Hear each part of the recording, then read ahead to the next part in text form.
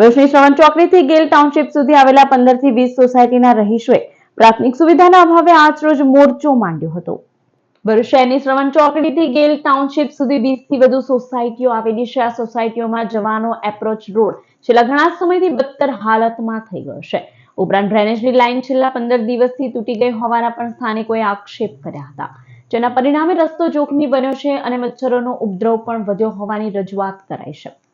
આજરોજ આ તમામ સોસાયટીઓના રહીશો એકત્ર થઈને તંત્ર વિરુદ્ધ હલ્લા બોલ કર્યો હતો અને વહેલી તકે જે માર્ગ પાસ થઈ ગયો છે તેની કામગીરી હાથ ધરવામાં આવે તેવી બુલંદ માંગ ઉચ્ચારી હતી। શ્રવણ ચોકડીથી લઈને ગેલ ટાઉનશીપ તુલસી હોમ સુધીના રોડનું ટેન્ડર પણ પાસ થઈ ગયું છે, પણ એનું કોઈ પ્લાનિંગ વગર ટેન્ડર પાસ થયું છે એવું લાગી રહ્યું છે અમને।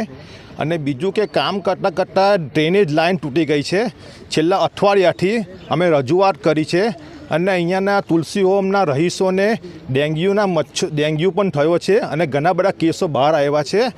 છતાં તંત્રને 7 દિવસ કીધા છતાં પણ કોઈ પંપની વ્યવસ્થા કરતા નથી।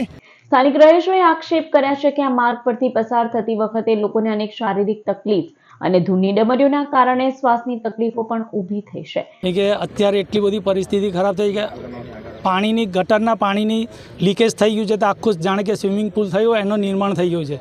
આ બાજુ 18 થી 20 જેટલી સોસાયટીઓ આવેલી છે।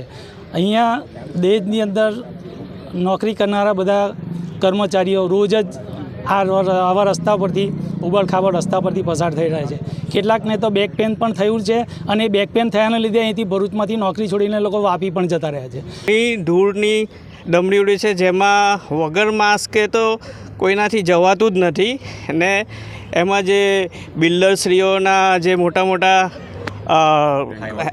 હાઈવા ટ્રક્સ આવે છે એમાં ખૂબ જ ડમરી ઉડે છે, જેના લીધે અહીંના રહીશોને ખૂબ તકલીફ પડી રહી છે।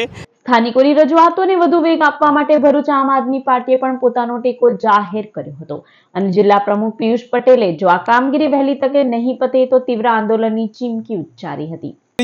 આનું એ લોકો પાસે કોઈ પણ પ્રકારે સોલ્યુશન નથી।